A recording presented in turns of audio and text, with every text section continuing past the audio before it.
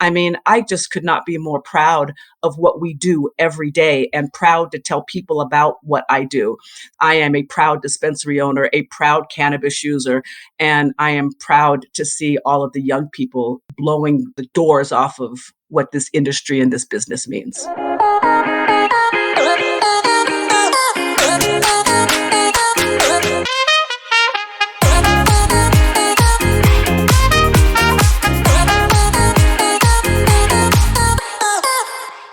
Hey, everybody, and welcome to the first episode of the Proud to Work in Cannabis podcast. I'm your host, Karson Humiston, and I am so thrilled to have our first guest ever, Wanda James, on the show with us today. Wanda, welcome to the show. Oh my gosh, I'm thrilled to be on this show with you, Ms. Karson. So this is going to be a lot of fun. So everybody, before we kick off this show, Wanda and I have just an amazing story to share. When I was first getting started in the industry, 2015, 2016, Wanda, of course, was a legend, an icon in the industry. And so I kept running into her at networking events. And Wanda, maybe you can remind all of us what happened several times. So, okay, I don't know what happened several times. I know what happened on the very last time. We ran into each other quite a few times. And as at these events, there's so many people. And we had a smaller event with a number of girlfriends that we'd all gotten together for, I think it was a brunch at, I can't remember whose house it was at. But you and I were having a great conversation in the kitchen, getting food. And you were telling me about this amazing new business that you had been working in and had started. And I looked at you and I was like, you know what? I'm really just happy to meet you and so glad that you're doing this.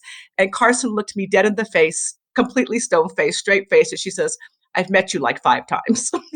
And every time I said, you know what? The next time I'm going to tell her, we've met. Come on, please remember me. So now Wanda and I have a running joke of every time we run into each other, I say, great to meet you, Wanda. I'm Karson. And I say, what was your name again? Yeah. Exactly. What was your name again? But seriously, I'm so thrilled to have you here today. So to kick off, for our listeners, please just give us an intro of yourself, how you decided to break into the industry, and a little bit about your background and how you got to where you are today. Well, that's a lot. I was born a poor Black child. No. So cannabis has always been a part of my life. And I had met my brother in 1999, long story. But anyway, just had met my brother. And the first thing that came out of his mouth was, since I just got out of prison. And I was like, oh my God. So I thought that just getting out of prison would have meant that you hurt somebody, you did something horrible, you robbed a bank, you did something bad. And when he told me that he was in prison for 4 ounces of bad Texas street weed, which is about $160 worth on the street, my brother lost 10 years of his life. And 4 of those years, he told me that he picked cotton in a maximum security prison in Texas. So his crime for $160 was for a Black kid to pick cotton in Texas. And that's demoralizing, dehumanizing, and disgusting. So when I heard that story, I dove into what was happening in cannabis, of the targeting of Black and brown, mostly boys between the ages of 17 and 24. 85% of arrests in the United States was that particular group because America has always had a slave labor class. So when we knew that, my husband and I had just come off of Barack Obama's National Finance Committee in 2009. And I was Congressman Jared Polis's campaign manager, now Governor Jared Polis. And we decided to open up a dispensary because we wanted to talk about the harms of the drug war, the harms that had happened to the Black and brown communities. And we knew that no matter how this industry was going to develop, that they couldn't make criminals out of me and my husband. So we opened up our first dispensary in mid-2009, and we have been in cannabis now for 13 years with all the ups and downs, and we still haven't seen equity and equality the way that we want to. But what we're proud of is that in the states that it's legal, we have pretty much stopped the arrest of all people. Here in Colorado, we've decreased it by 97% of arrest of cannabis in the state. Just the impact that you have made in the space.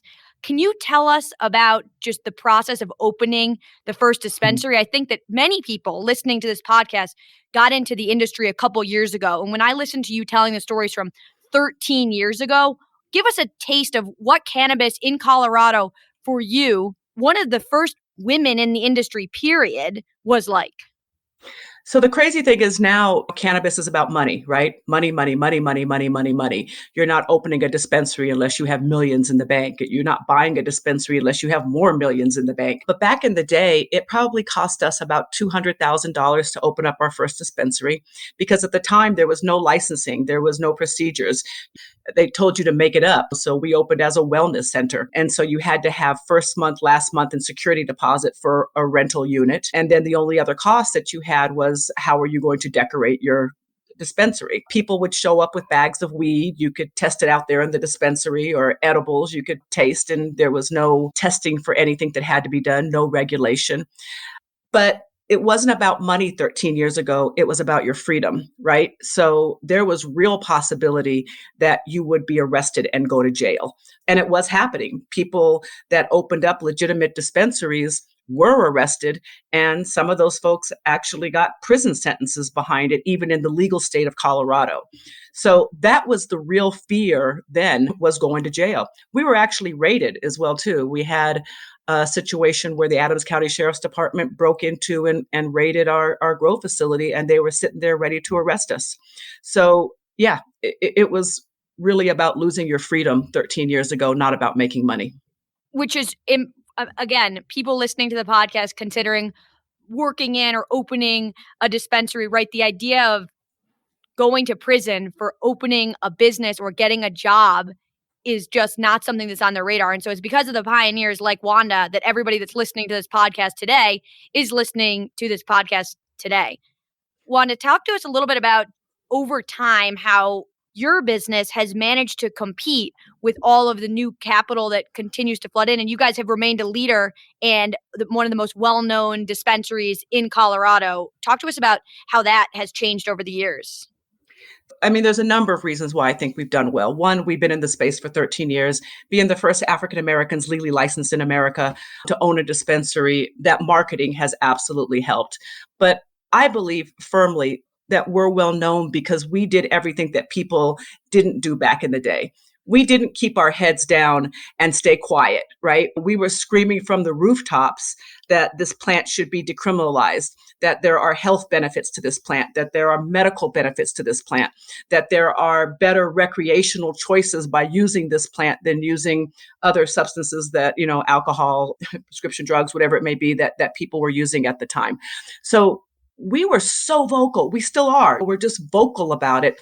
And we even call ourselves the most political dispensary in America because we don't shy away from politics. We call out politicians that stand against cannabis, that stand against equality, that stand against decriminalization.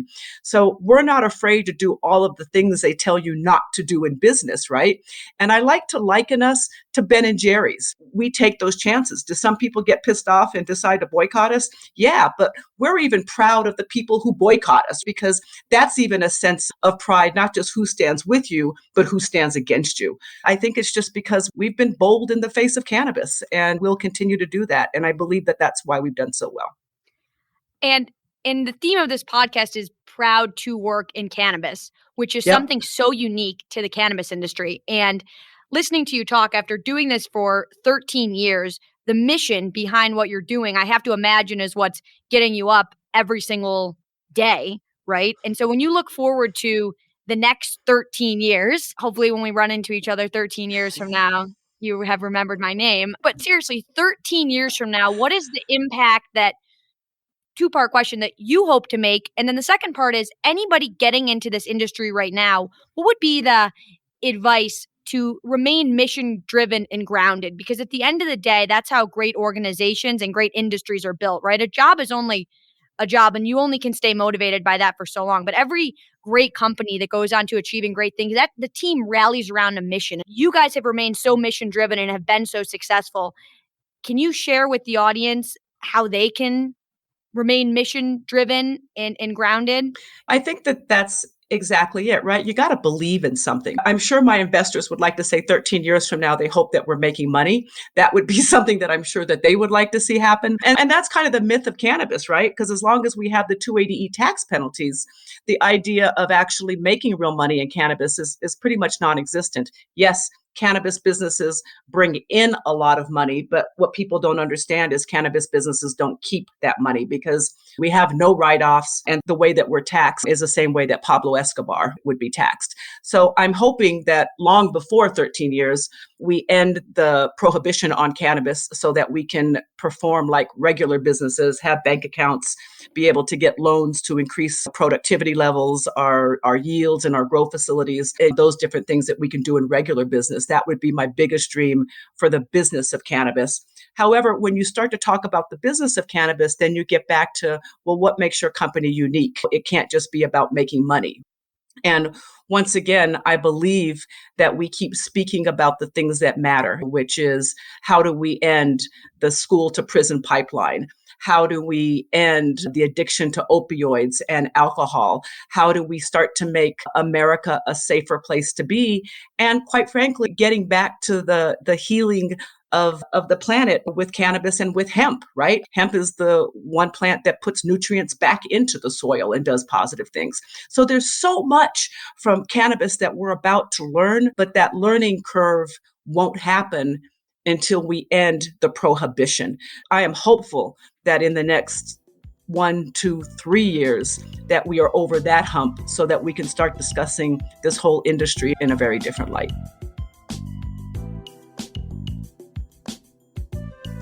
If I'm listening to this podcast and I'm in the industry today, what can I do to get behind the cause to end the prohibition of cannabis? Let's assume that maybe I'm an employee at a company that doesn't have some kind of initiative. What can I do as an individual? I get asked that a lot, and it's so simple. You've got to call your elected officials. Honestly, it starts right there. I don't care if you're a bud tender, a trimmer, even if you are a consumer that just would rather come home tonight and smoke a joint with your husband or wife instead of have a martini. We need you involved in this process. Get to know who your city council member is, and even a brief conversation. Hey, Mr. City Council, I'm a 50-year-old woman and I like weed. They need to hear that, because what happens is the naysayers, who are the minority in all of this in America, just real quick, 70% of America wants full-on legalization. 70% of Americans don't agree on anything right now except for ending prohibition.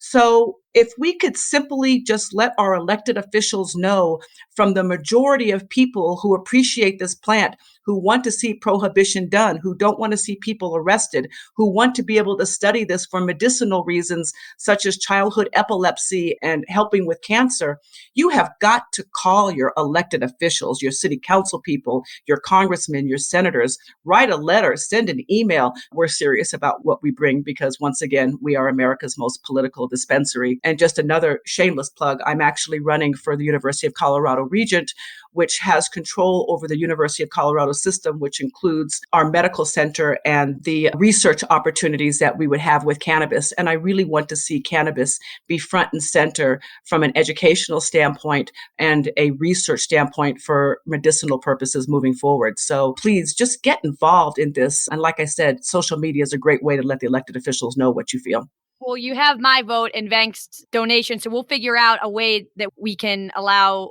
our listeners to follow the campaign as well.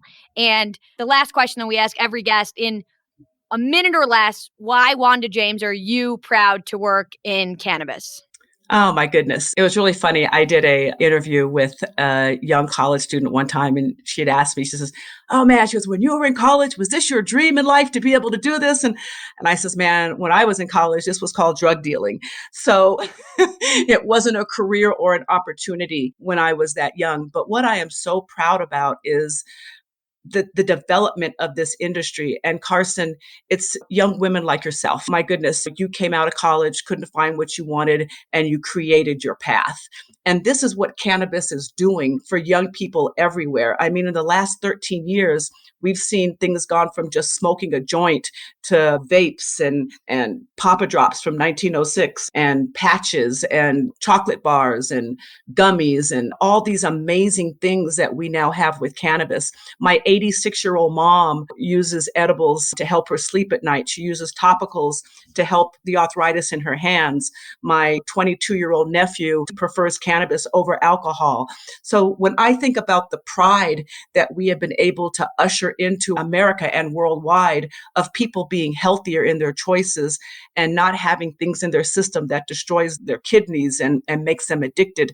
I just could not be more proud of what we do every day and proud to tell people about what I do. So no, when I was in college, I didn't have the opportunity to do this, but I am a proud dispensary owner, a proud cannabis user, and I am proud to see all of the young people blowing the doors off of what this industry and this business means. Well, if that doesn't get you fired up and motivated, I'm not sure what will. Wanda, you are an absolute legend.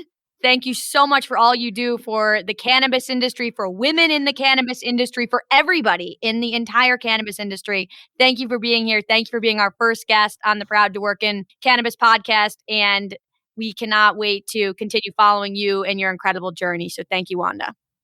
Karson, I am so proud of you, and I'm glad that you are doing this. Your voice for this next generation is going to be incredible. And trust me when I say nobody will ever forget your name again when you walk into a room. We'll see. We'll see. Thank you, Wanda. Thanks, Karson.